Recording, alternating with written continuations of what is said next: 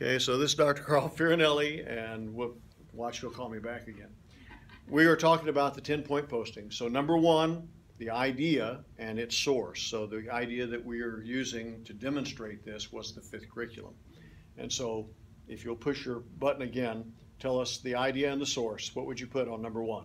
On number one, the idea is the fifth curriculum. The source would be our lecture tonight with the date and the title of the class. Good, okay.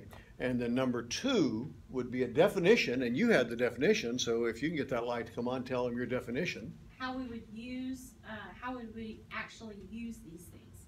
Yeah, the idea, how would you actually use that? And then number three would be an outside source, and I already gave you an outside source for this one, so what was that? iDrive. iDrive, there's a paper there, and there's also one out on Google on the fifth curriculum. And then number four would be then for you to tell why you like the idea or how you would use it. Okay, so anybody want to try that one? How would you use that idea back in your school or in your life or in your own work?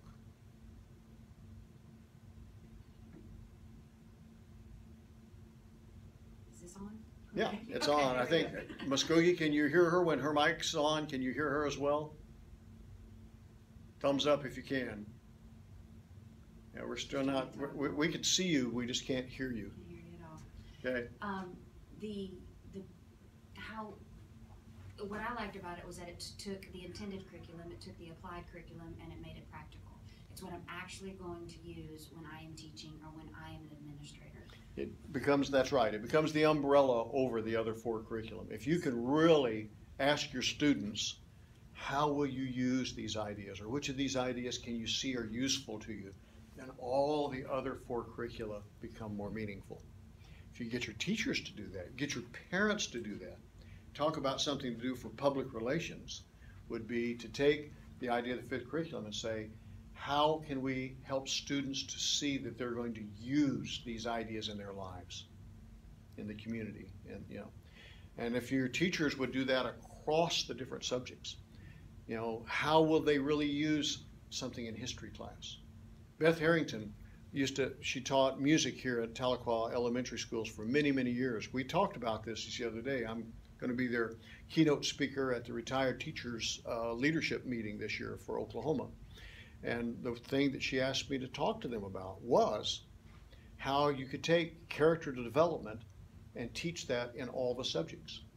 And we talked about the Rifles of Bennington, those young men and women, and Crispus Attucks, the African-American, first American killed during the War for the Revolution. A lot of people don't know that.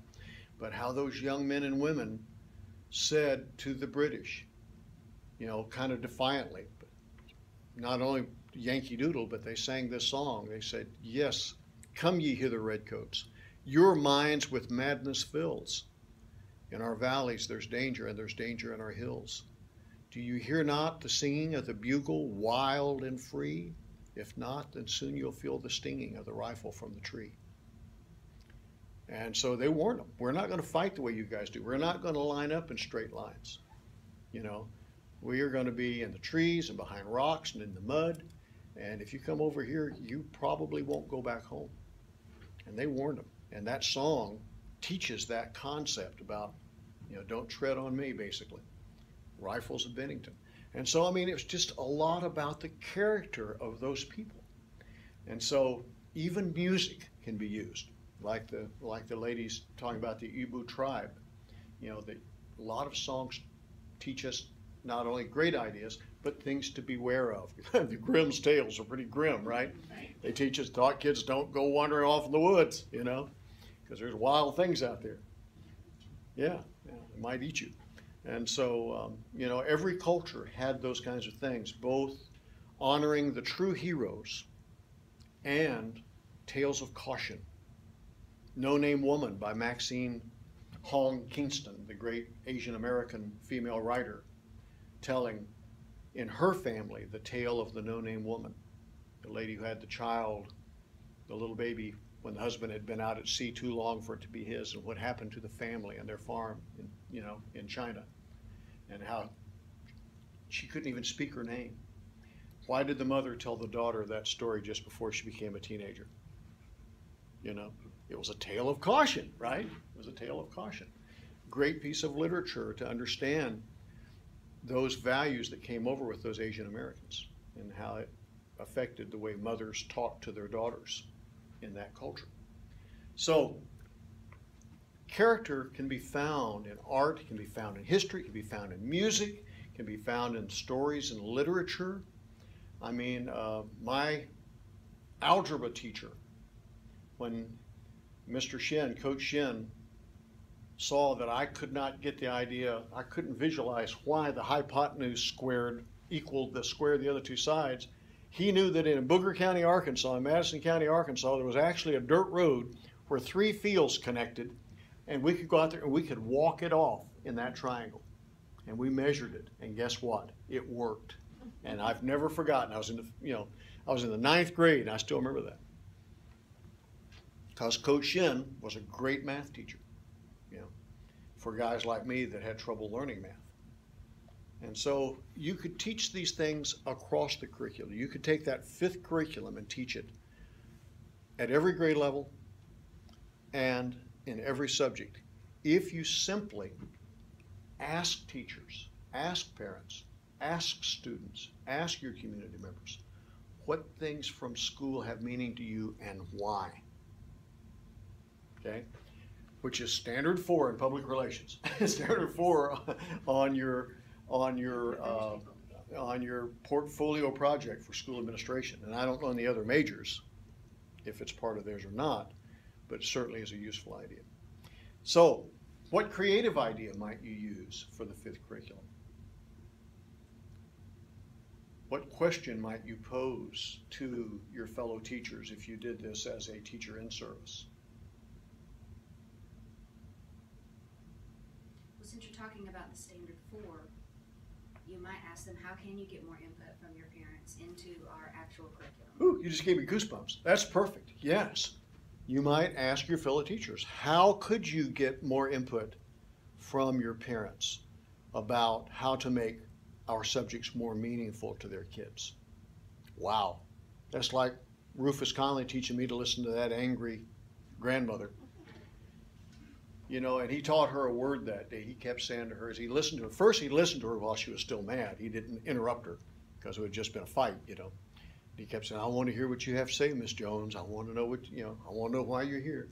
I know you're mad at that teacher, but tell me, stay here and tell me. And she just talked, and she was mad at him. He had me sitting off just watching, And then finally she took a pause where she went, she got a little teary, and he leaned forward and he put his hand on her arm. And he said, you don't know how lucky Joe is to have you. He said, he has an advocate. And she looked at him, she said, what? He said, an advocate. You are Joe's advocate. You are a powerful advocate for your grandson. He doesn't know how lucky he is to have you. And she smiled for the first time. And he said, you know what? I think that Ms. Williams, teacher, cares about Joe too, because she's been down here to talk to me. I'm not sure everything that Joe's telling you about Ms. Williams is absolutely true. And you know what? By the time that grandmother left, Joe didn't take any more lies home, I'll tell you. Yeah. And the teacher and Joe and the grandmother and Mr. Conley and little Mr. Farinelli, the young counselor, got together within the week, and we had a plan of action. We were a team. Started with somebody wanting to go down and beat up a teacher, you see.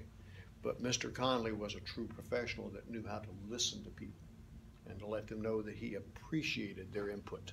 So yes, that number 5, that idea would be a perfect idea of asking parents, how could we make this more meaningful to your children or to your grandchildren, right? So that's a great idea. That's a good one. Okay, so does that make sense how you do the 10-point posting? And if you can make that lead up then to the big project, then guess what? You've already got footnotes in there. You've got your original source and your second source, so you won't lose the 10 points for not having footnotes. And if you did your heading the correct way on those 10-point postings, you can just copy and paste that over to your big project on the cover sheet, and you've got a lot of paragraphs already developed in there about why you like that idea and how you're going to use it. So you could build your papers from those 10-point postings. Does that make sense? Okay, I'm going to shut this down then.